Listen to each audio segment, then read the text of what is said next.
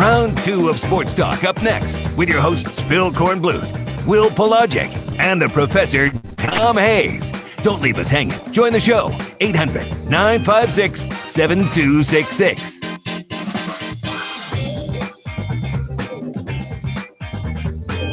All right, welcome back to Sports Talk, South Carolina Radio Network. This is Tournament Central for the SEC and the ACC. Mississippi State up on LSU 3-2. Notre Dame and Duke just underway in Brooklyn. Duke taking the 2-0 lead. Let's do a little give and go basketball talk with our good friends, Jordan Roper from Clemson, Aaron Lucas from USC. Both of you have reason to be happy. Jordan, let's start with you.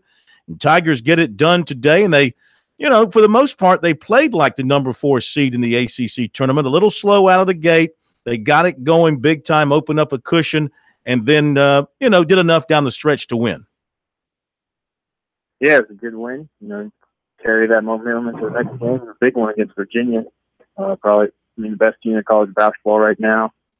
And, it's good for the young guys to get that quick experience, but, a quick turnaround and really facing a giant in the sense of the word that, that really beat us down in Charlottesville. So it's an exciting time, but, you got to turn around and get ready for the next game. Yeah, you don't have a whole lot of time to rest. You got to get your mind focused on the next game ahead, and that is the showdown with Virginia coming up tomorrow night. Aaron, the Gamecocks, they played really good offense last night, and there's nothing wrong with that. In Frank Martin's mind, they played really bad defense, and that's not good. So what do you expect tonight from them against Arkansas? Well, the thing I would hope to expect is consistency. I think although we shot the ball well from the perimeter, I think Silva obviously didn't shoot the ball well, and Kotsar from the interior. So there's some things that we can correct on that end. But I think the guys will come out excited. Again, I think they're more relaxed right now, and hopefully we'll put on another good performance. Jordan, up here in New York, Clemson will play Virginia tomorrow, and the last time those two faced each other, Clemson played very tentative on offense. How do you attack that defense that the Cavaliers play that's so very suffocating? I think, Clemson really just they just went cold in that second half. But, that's credit to Virginia in that defense. But I think it'll be, hopefully it's a different game. Gabe DeVoe steps up. He's been stepping up the whole year. Really carrying us in a sense in that void of Dante Grantham being hurt. And, I think guys have confidence and they're looking forward to, proving that they're not the team that got beat by, 20 or 30 points down in Charlottesville. They're a different team. They're better. And I think they're looking to win the game. You're not going in there just trying to redeem the loss and get a better loss. You're trying to win the game. So the best way to handle that defense is, take care of the basketball, which we didn't do. So I think that'll be their main focus. And they slow bleed you, Jordan. A 5-point lead seems like it's a 10-point lead when you play Virginia. Is there anything that Clemson can do? It is very difficult, I know, especially in tournament play, to speed the Cavaliers up, maybe ugly up the game. So Clemson, one of their best offensive weapons could be the offensive rebound. But is there any way you can speed up this Cavalier crew? The best thing that you can do is, get your hands on some balls, get some deflections, or get some steals. Create some turnovers on their end. But they do a great job of, running a wheel. You do kind of like a down screen and then a flare up top, and it's a consistent, wheel. And, as soon as you cheat, the wheel starts going the other way. And, they play good basketball and they take their time and they take care of the basketball. Best thing, again, is, get your hands on some balls, call some steals, and call some turnovers. But if not, they really grind it every possession. And it's, every possession against Virginia matters.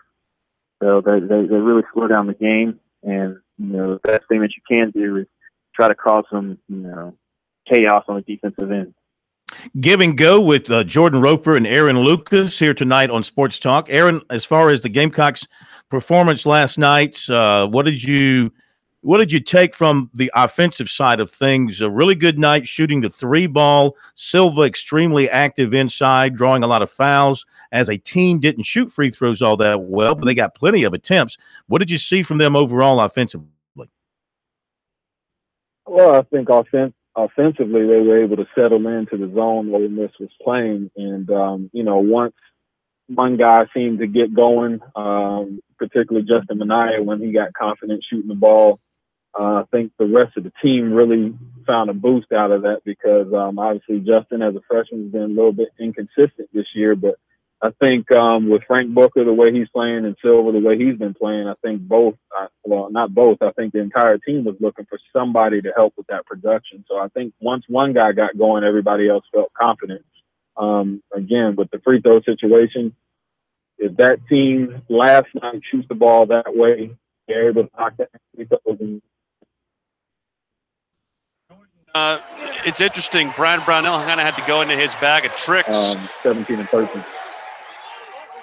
Jordan, it's interesting looking at this game and obviously looking at Clemson. Brad Brownell kind of had to go into his bag of tricks and pull out A.J. Oliver, who had 9 off the bench.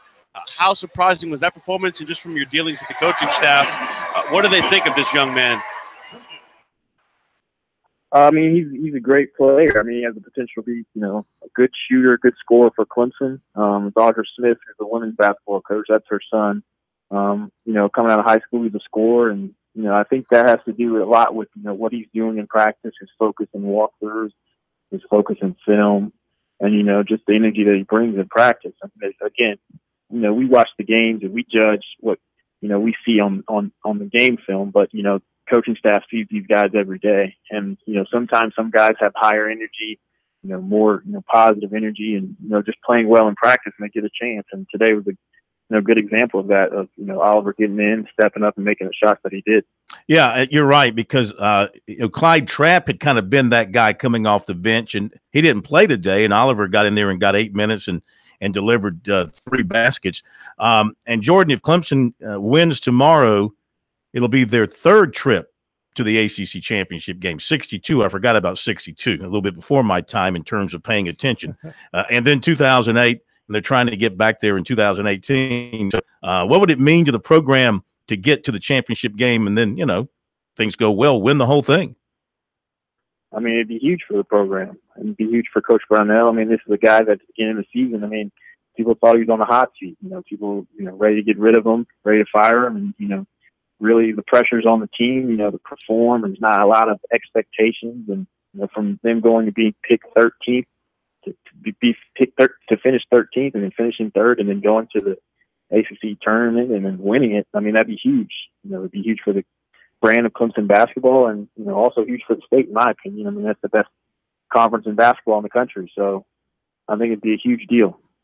And Aaron, for the Gamecocks trying to salvage something out of this season, and who knows? I mean, it would they're not going to make the NCAA. I don't see them winning the championship, but if they can win another game and get in the NIT, give them extra practice time and something to build on for next year, perhaps. Absolutely. I think it would salvage the year, so to speak, because obviously coming back in off the Final Four run, you have high expectations, and with the adjustments and the newcomers having to really try to fit in and figure this thing out, the season's been up and down. So if they're able to get in the NIT and put on a good performance, I think it's something to be hopeful for building into next year. Guys, I want to thank you for being with us tonight. Enjoy the basketball. I know you are eating up with it with round-the-clock hoops this time of the year. We appreciate you being with us. We'll catch you next week, and who knows, maybe both teams will still be – well, we know Clemson will be, and we'll see if the Gamecocks can join them doing something next week, okay? Thank you, guys. Absolutely. Thank you. Thank you very much. Yeah, we know Clemson's playing somewhere next week, and maybe with each win, they're going to get a little closer to Columbia for that NCAA tournament. Maybe so. And, of course, I think the wild card for South Carolina tonight is Hassani Gravett, who has his own personal key to Frank Martin's doghouse all year long. See if he can get off tonight, because he's their most athletic player in the backcourt. So that would be a key tonight. Protecting the basketball is going to be huge for them. I think I try to keep the ball out of his hands as much as possible in those situations where the ball needs to be protected. Find him in a spot where he can just pull up and shoot. That's what he's good at. We'll be right back.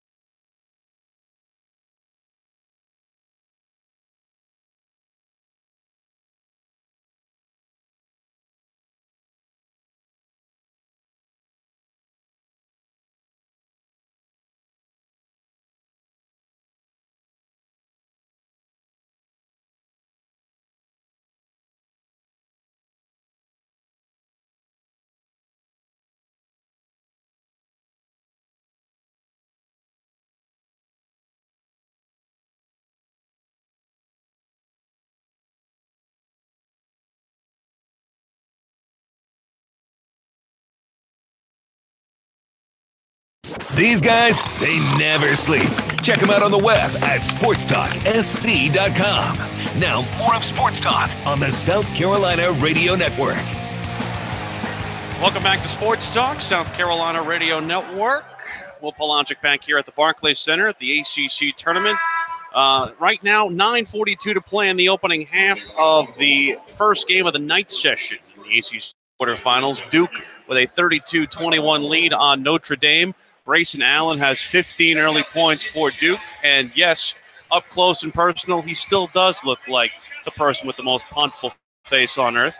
Duke again up by 11 here early on in the ACC tournament. Winner of this game will take on the winner of the nightcap here tonight, Miami and North Carolina in the other semifinal, which will take place tomorrow after Clemson semifinal, which will be between Clemson and Virginia. Virginia victorious earlier today over Louisville, 75-58. Got a chance to catch up with head coach of the Virginia Cavaliers, Tony Bennett, after their victory over the Cardinals earlier today. I think a couple times they helped us out. They just were a couple lucky or hot bounces, and they missed a few easy ones. But they made a nice run to cut it to 4 or 6. And we answered, and we got enough stops, and guys made some good plays and work because they played them 3 times. We know how they can pull up and hit shots and touch the paint. So I just think we tightened up a little more, and the majority of the game they did have to earn their baskets. You talk about Mamadi's performance. Yeah, I thought he gave us a real nice lift with some nice baskets and offensive rebounds to scores. And then a couple times he actually had a couple good quality individual defense because Spalding is such a good scorer. And when we were trapping, it was effective a little bit. And then they started getting open shots. So he did some good one-on-one stuff. But some of those, a couple of those moves and putbacks, guys finding them were very key. All right. Hi, Coach. Just wondering now, you have a game tomorrow, hopefully a game after that. It's much more that March schedule of, lots of games, short prep time. How do you change how the team prepares, first of all? And second of all, do you think there's anything in the way your team plays that gives you a special either advantage or disadvantage when the schedule gets like this? Yeah, I think, tournament basketball, it's about, the possessions matter. We talk about this, and we just have been talking about the last, I don't know how long, not to overcomplicate it, just to try to prepare well. And preparing well is how we rest, how we watch film and get ready for whoever we play next, try to improve from the things we saw. And then when the ball is tipped, really be ready to go and play at our highest. We're a possession-by-possession team. That doesn't change. I don't know if that sets itself up for this, but it's records are out now, and it's just teams can play at a high level. You saw Pitt play Notre Dame close. You saw the swings in the Virginia Tech Notre Dame game, so you just try to lock in. Louisville made one against us, and I think our guys understand how we have to be. They beat Louisville 75-58 earlier today. After that, it was Clemson 90, Boston College 82. As I said before, 32-21 lead for Duke over Notre Dame, guys. And in this game, a very interesting connection to South Carolina. The man who cost Frank Martin $25,000, Lee Cassell, the man who Frank Martin said turned his back on the SEC and didn't know why the SEC was employing him to officiate their games. Oh, by the way, he's working an ACC quarterfinal today here between Duke and Notre Dame. So just a little interesting tidbit, and maybe Frank wasn't too far off about his comments involving this gentleman. Well, he's got to earn a living. Now, did I hear the last question?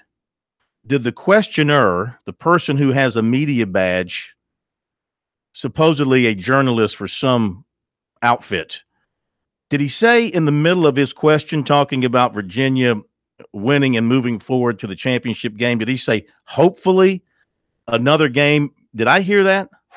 You did.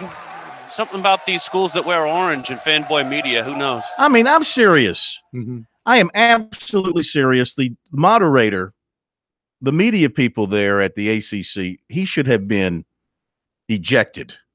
And his credentials. Wow. I mean, if you want to be a cheerleader for your team, stay home in your room with your, the dolls of your favorite players or whatever, and enjoy yourself. Okay, but don't bring it into into the media room. Okay, this is why this is why our profession to the outside world is laughed at, because they see it being taken over by just pure fandom.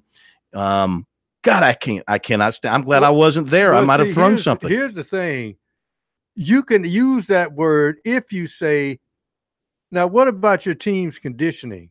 Now, you play this game against a tough Clemson game, and I know for you, hopefully another game after that, what do you have to do if you'd asked it that way? But he asked it the way as if he was he's like that, Coach, can we win? Can we beat Clemson and get to the championship? Did anybody throw anything at him? No, he didn't. But again, I think what he was trying to say was the way that Pro worded it, but it was poorly worded by him. Poorly worded. Don't even. He wasn't trying to say that. He said it's your next game, hopefully. Go back and play that, Brian. I got to hear that again. In the meantime, I had a poorly worded question during the press conference. Well, too. That doesn't surprise me. Who does that surprise? Said no one. Yeah. We're totally surprised by that. Said no one. Wow. That was also not part of the selection that was played earlier in this program, but you can hear it online in its glory. You gotta not blame Phil. We're sitting in a freezer locker right now. No, that just really, Brian, find that question again. I want to hear that again. 22-18 Mississippi State leading LSU. By the way, Joe Lunardi, who is updating his bracket here, I guess maybe hourly as results occur. He's now got Clemson, a 5 seed, playing Louisiana in beautiful San Diego. See, now, I know somebody in San Diego that I can good. Stay with. Well, good. I don't know anybody in Boise. I know people in Dallas. Mm-hmm. Obviously, Charlotte would be the most preferred on that list for not only our travel budget, but also for Clemson fans to possibly travel to. But no, I have San Diego lodging. I can make that happen. Well, our travel budget's being eaten into by somebody we're having to pay to cover the SEC for us. He's starting to bleed us. Here's the real problem. He probably isn't staying at a Motel 6 in St. Louis. He's probably staying at like the Hyatt Regency. Oh, I'm sure he is. And he's probably eating sizable dinners on the Hill in St. Louis's Italian district. So I know the way Bill Pollock travels, man. That's not exactly somebody who you want handling the money, if you know what I mean. Well, I saw a tweet he put out last night about some Italian restaurant. I hope his Uber driver takes him into East St. Louis and drops him off next to the next to the Spinks family estate. No, let Leon and that's so cold. It's so cold. It's colder than it probably is in your studio right now. It's pretty chilly.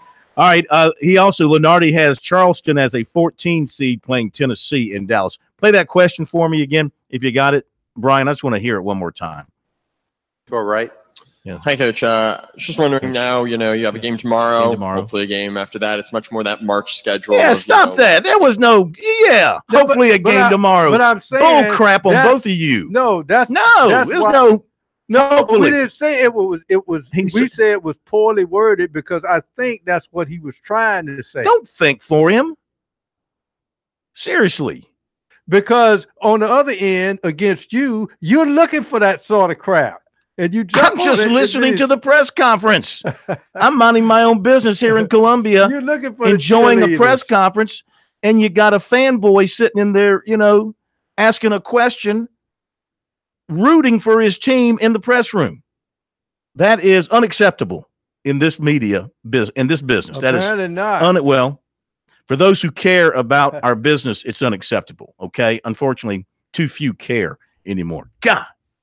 That just makes me want to puke. Hopefully. I think I will. I think I'll over here in the corner. Is that all right with you? Yeah, let me mention a couple of things quickly here. USC announced today that walk-on defensive back Kenneth Coleman, who's a transfer from Presbyterian, because PC is moving down to Division III non-scholarship. Right. They got him a waiver.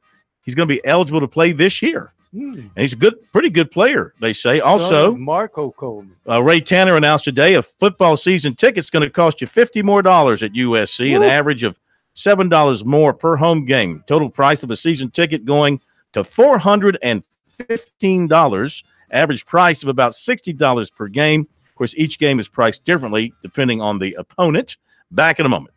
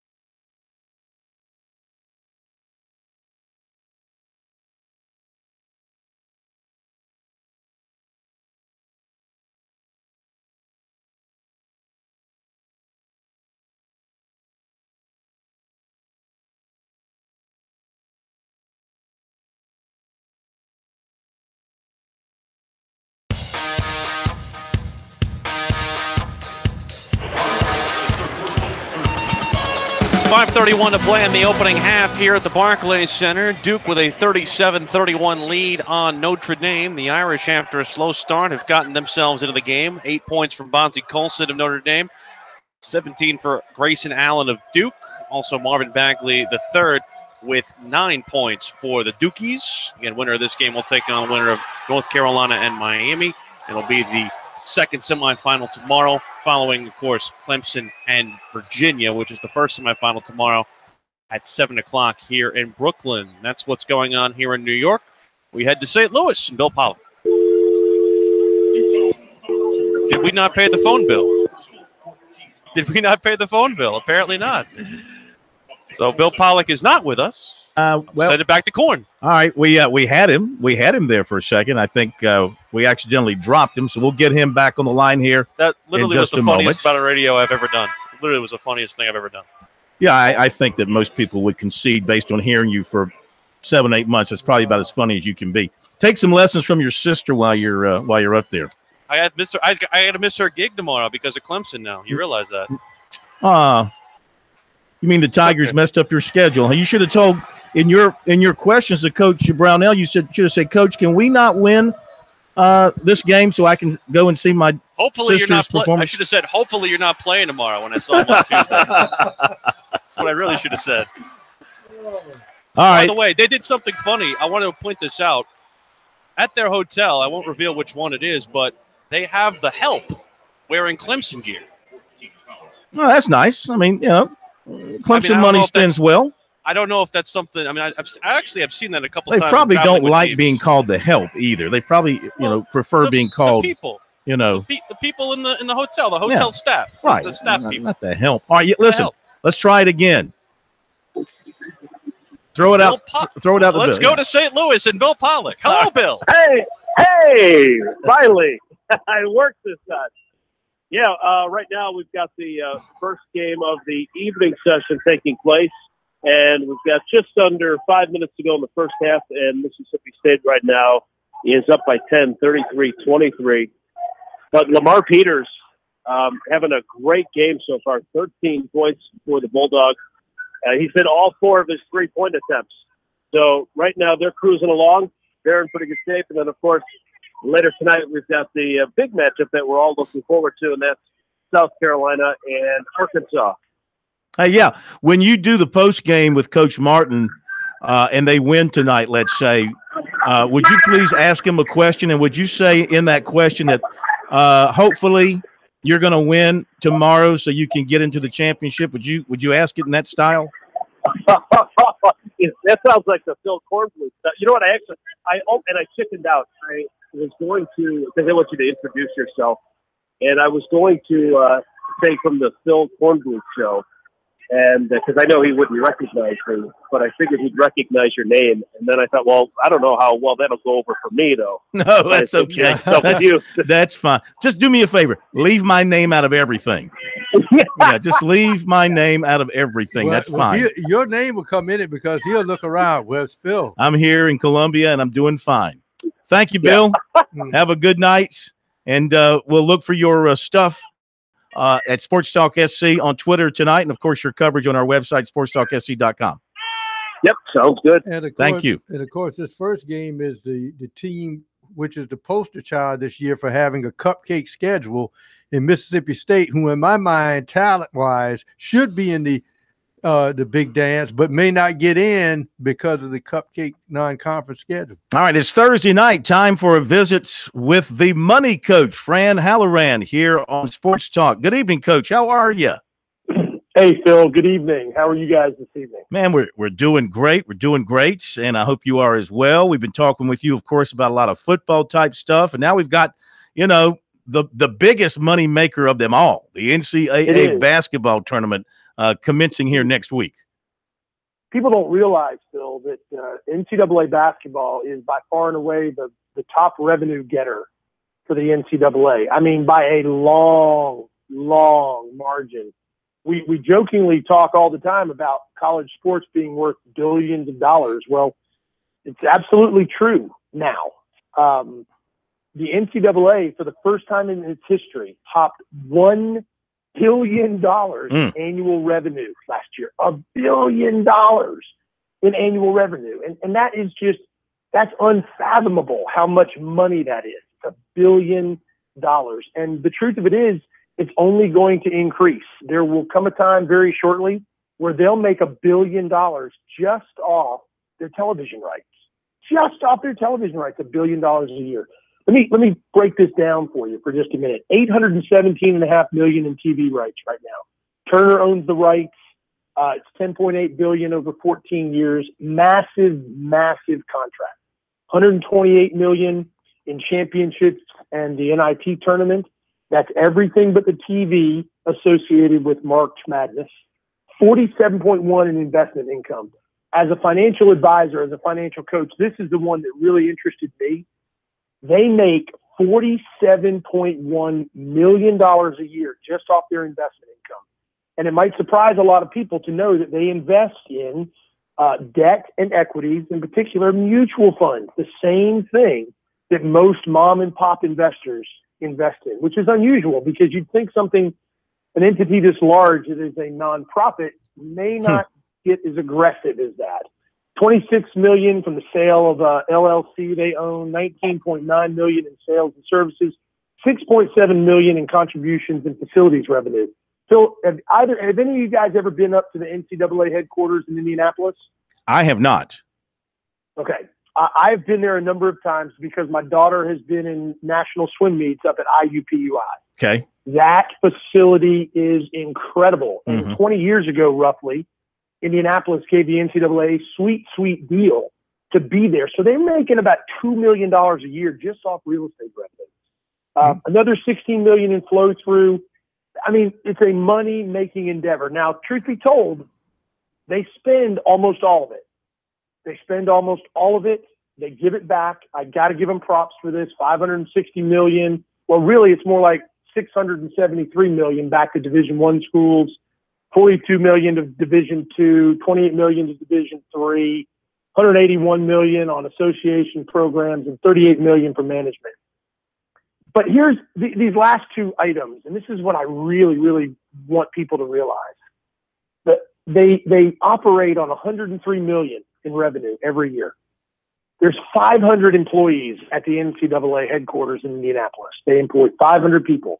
If you divide $103 million by 500 people, the average salary, if it breaks down equally, is $206,000 per person in the NCAA headquarters in Indianapolis. That is a lot of money. Yes. A lot of money to run college sports. And here's the final kicker to all of this. NCAA is a 501c3. It's a charity, just like the Salvation Army. They pay $0 in taxes. If they paid taxes, $0 in taxes. Oh, my. It is a money-making venture like nothing else out there, and they pay $0 in taxes. If they did pay taxes, they'd pay $25.75 million a year in taxes. It's a charity, guys. It's a charity, and it's $1 billion a year. And we talk all the time about whether or not athletes should be paid a little bit of this. Wow. Numbers are staggering. Yes. Right. And charity begins at home in Indianapolis. But the question here is, why do I still get the vision of all these dollars that there's a boa constrictor getting ready to wrap around the golden goose and just squeeze it to death? Yeah, Professor, I don't know, but I just know this. As the NCAA grows more and more powerful, as the schools that it throws a ton of money at, I mean, $673 million back to Division I sports, we're going to end up with such a massive, massive beast that no one is ever going to be able to contain it. It is going to be, in the next 10 years, when it's not $1 billion a year, it's $2 billion a year. Who knows what we'll be dealing with? Coach, as always, we appreciate the input. Great stuff as we head into the tournament. I'm sure we'll talk more about that next week, and you have yourself a great weekend. Thank you, guys. Appreciate your time. Have a good evening. You too. Fran Halloran, the money coach here on Sports Talk. 39-23, Mississippi State pulling away from LSU. Duke up on Notre Dame, 40-33. Coming back with some Gamecock football stuff.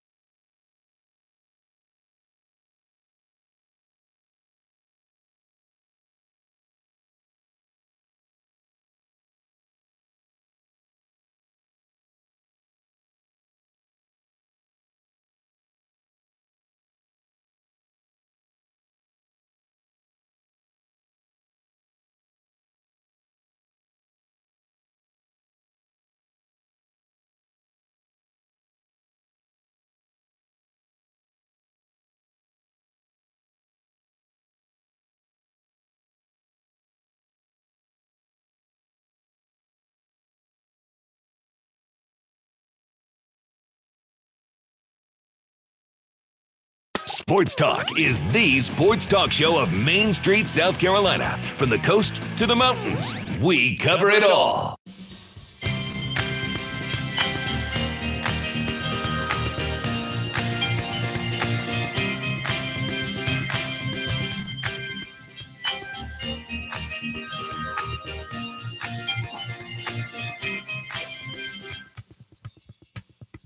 Been a busy night here on Sports Talk. We appreciate you being with us throughout the program and make plans to be with us, of course, tomorrow night as we continue our coverage of the ACC and SEC basketball tournaments. Also want to remind you that 2.5 million children and adults suffer traumatic brain injuries annually. March is Brain Injury Awareness Month.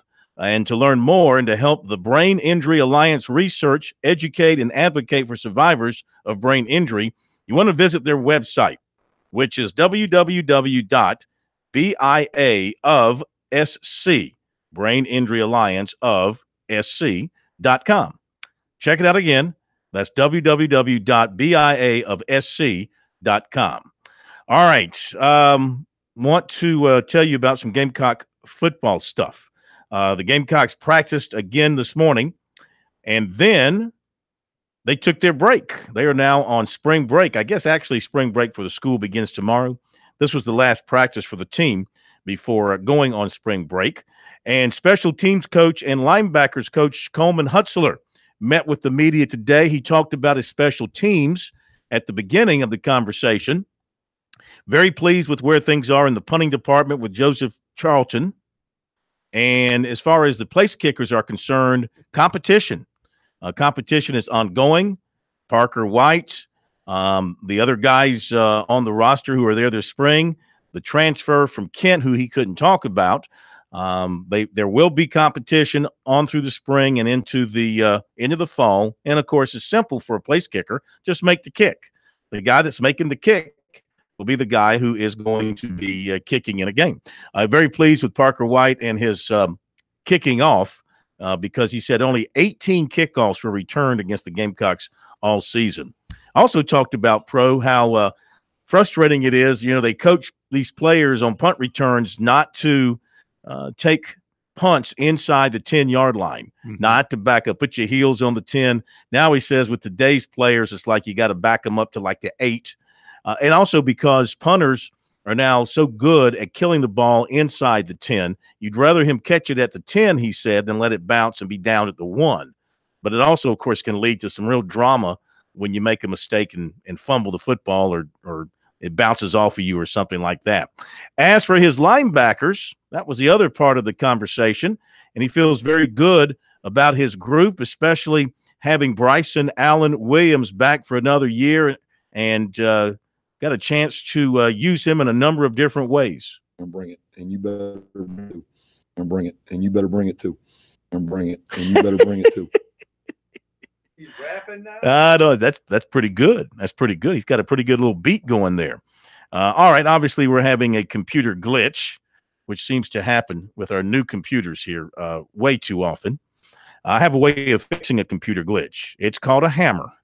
I'm going to bring my hammer next time.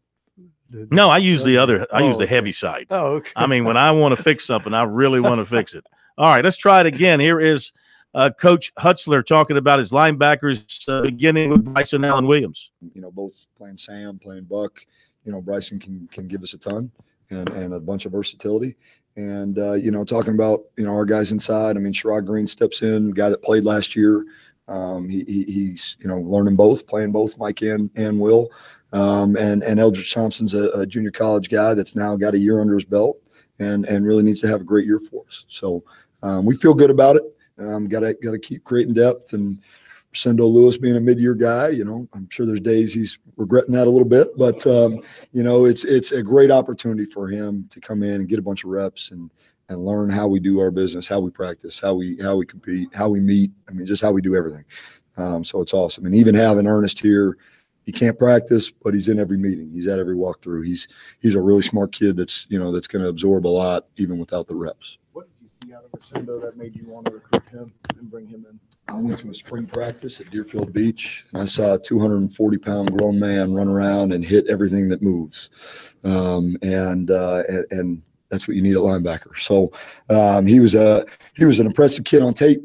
When we went to his practice, Coach Wolf and I, because we were looking, I think, at an O-lineman there as well. Coach Wolf and I sat at practice and said, "Wow, he was a really impressive kid in how he worked, and how he hit, and how he ran, and how he just went about his business, coming from a great program." What have you kind of seen from him thus far in practice? He's done a great job. Had a unfortunate family emergency, had to go home and miss Friday and Saturday from last week. So we had to get back into it, the last 2 days. But he's done a good job. He's taken it on. He's learning how to practice. He's learning how to, how to do all the little things and have urgency about it. But he's a physical kid. Again, 240-pound kid that can run and move, and we're excited about him. How pleased are you with the overall team speed, especially at linebacker and then special teams? Special teams, especially, it's been great. I think if you look at our roster, and over the last 2 years, that's one of the biggest improvements we've made.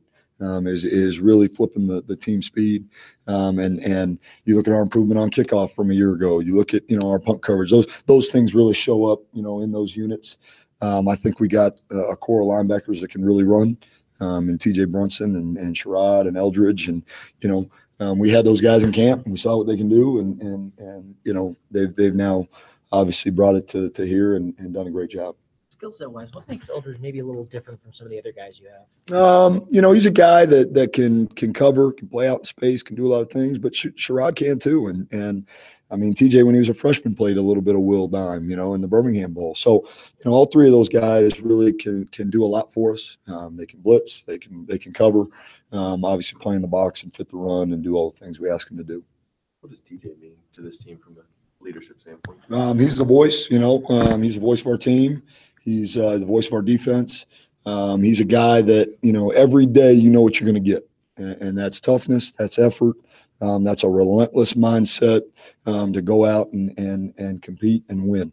And, that's awesome because it's not coach driven. It's not Coach Muschamp dragging along. It's not myself. It's not T-Rob. It's player driven, and that's what the really good teams have is a guy and more players, which we've got beyond TJ that bring it on a day-to-day basis and love to compete, and it's fun to watch, whether it's a winter workout in the middle of January, or it's practice 5 of spring ball. The guy's going to bring it, and you better bring it too.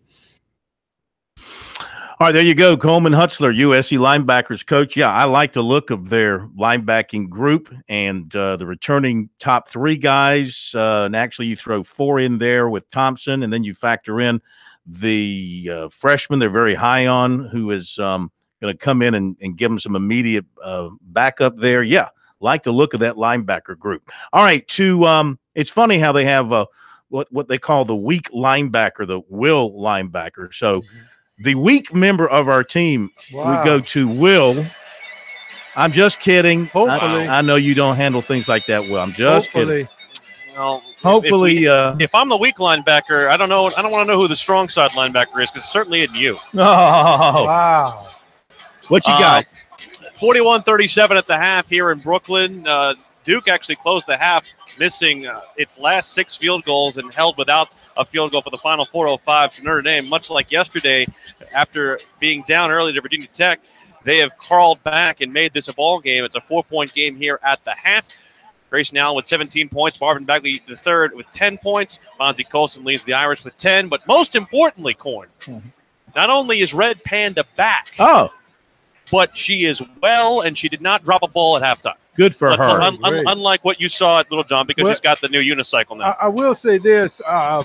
It's good this game is being played in an NBA arena because inside it's being officiated like an NBA game. Letting them play. When you talk to Coach K after the game, tell him that hopefully North Carolina will win, and hopefully we can have a Duke-North Carolina semifinal. That would be a hopeful finish for all involved, at least from a spectator perspective. Thank you, my man. Great job. Have a great night. Look forward to visiting with you tomorrow. That'll do it for us tonight here on Sports Talk. Thank you, Pro. Thank you, Brian. Have a great night, everybody. We'll see you tomorrow.